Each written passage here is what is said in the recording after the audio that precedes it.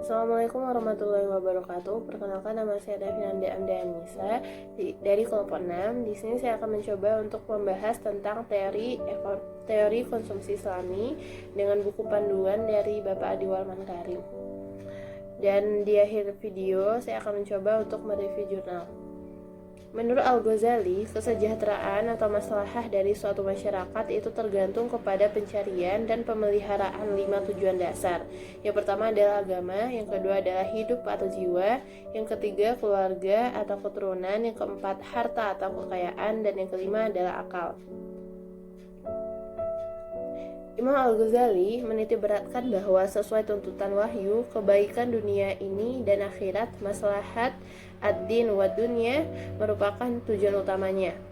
Ia mendefinisikan aspek ekonomi dari fungsi kesejahteraan sosialnya dalam kerangka sebuah hierarki utilitas individu dan sosial yang tripartit, meliputi kebutuhan daruriyat yang mencakup makanan, pakaian, perumahan.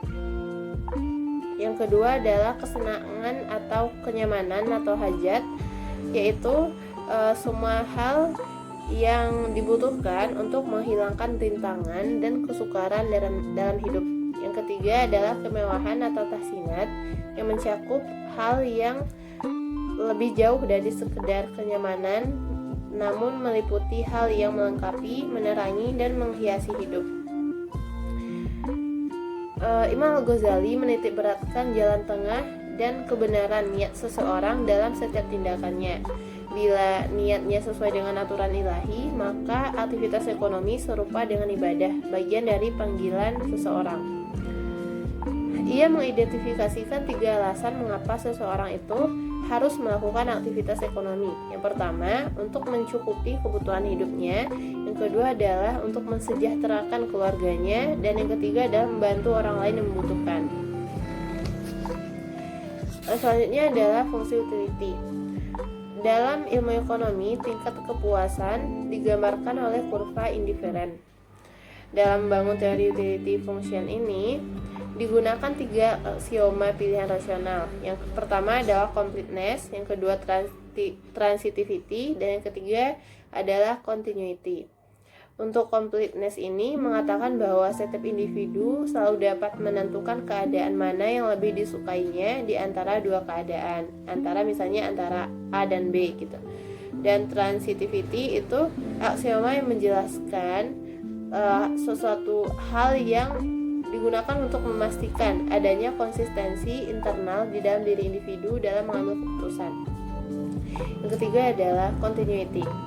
Continuity ini mengatakan bahwa sesuatu hal yang mendekati sesuatu itu lebih dipilih oleh seorang konsumen gitu ya. Untuk lebih jelasnya, ini telah dijelaskan di dalam teori rasionalitas. Yang ketiga adalah optimal solution. Konsumen akan memaksimalkan pilihannya dengan 2 cara. Yang pertama, memaksimalkan utility function pada budget line tertentu. Misalnya budget line kita itu 5 juta, berarti memaksimalkan fungsi utility pada 5 juta tersebut.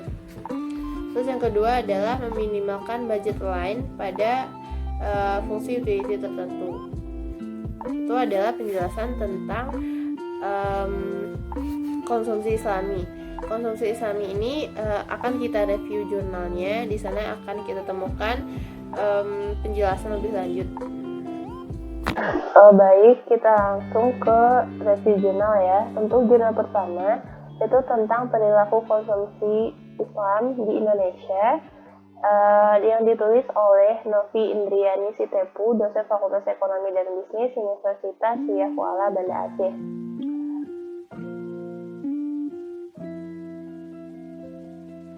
Menurut jurnal ini mengatakan bahwa teori konsumsi Islam menurut Adiwal Makarim berdasarkan hadis Rasulullah SAW bermakna, yang kamu miliki adalah apa yang telah kamu makan dan yang telah kamu infakkan.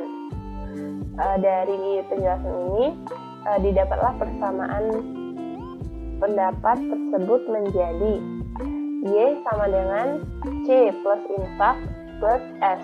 di mana Y itu adalah pendapatan, C adalah konsumsi, infak, dan S adalah saving.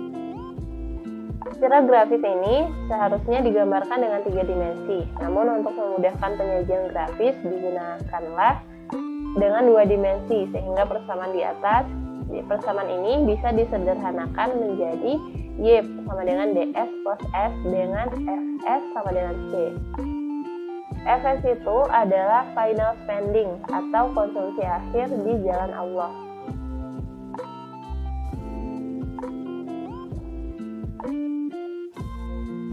Selanjutnya, konsumsi dalam Islam. Aturan dan kaidah konsumsi dalam sistem ekonomi Islam menganut paham keseimbangan dalam berbagai aspek. Konsumsi yang dijalankan oleh seseorang muslim tidak boleh mengorbankan kemaslahatan individu dan masyarakat, tetapi harus mengajak kepada konsep keseimbangan. Karena sebaik-baiknya perkara itu adalah yang pertengahan, menurut Quran Surat Al-Isra ayat 29. Selanjutnya, teori nilai guna atau utility. Apabila dianalisis dari teori maslahah, kepuasan bukan didasarkan atas banyaknya barang yang dikonsumsi, tetapi didasarkan atas baik atau buruknya sesuatu itu terhadap diri dan lingkungannya.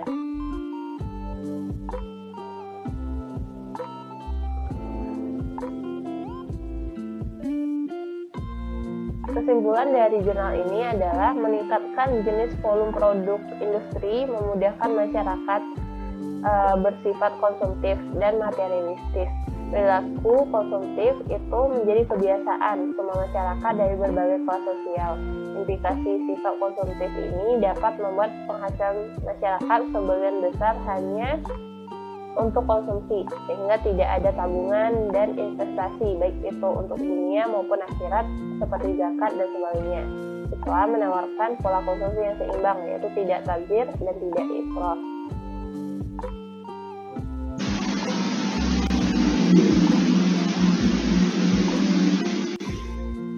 Baik, untuk jurnal kedua adalah jurnal tentang perilaku konsumsi masyarakat dalam sistem Islam di Kelurahan Balongo, Kota Makassar oleh Aulia Rahman dan Muhammad Fikar.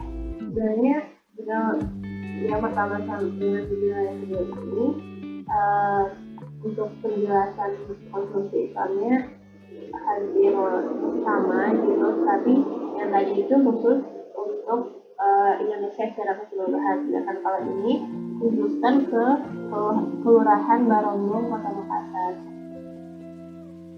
Di jurnal ini dijelaskan bahwa keinginan hanya ditetapkan berdasarkan konsep ideologi, tetapi kebutuhan didasarkan atas konsep maslahah. Adapun kebutuhan daruriyah mencakup 5 unsur pokok, yaitu pemeliharaan agama, jiwa, akal, keturunan, dan harta.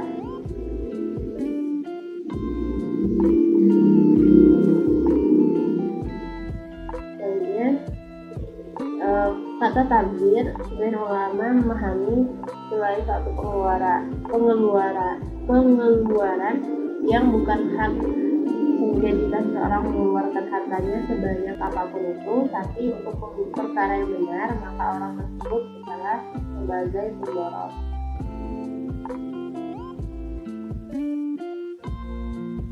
Kesimpulan dari jurnal ini adalah mengatakan bahwa perilaku konsumsi masyarakat di Kelurahan Barongbong, Kota Makassar yang tingkat ekonomi atas itu sepenuhnya belum baik. Sebagian masyarakat masih berperilaku yang tidak sesuai dengan Islam, yaitu perilaku tabdzir.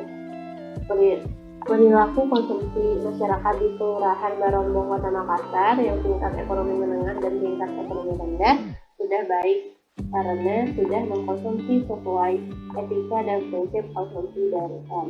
Itu adalah perbandingan dari dua jurnal itu dan juga review jurnal kali ini. Semoga ini dapat bermanfaat bagi teman-teman dalam memahami teori konsumsi Islam. Ditutup dengan Assalamualaikum warahmatullahi wabarakatuh.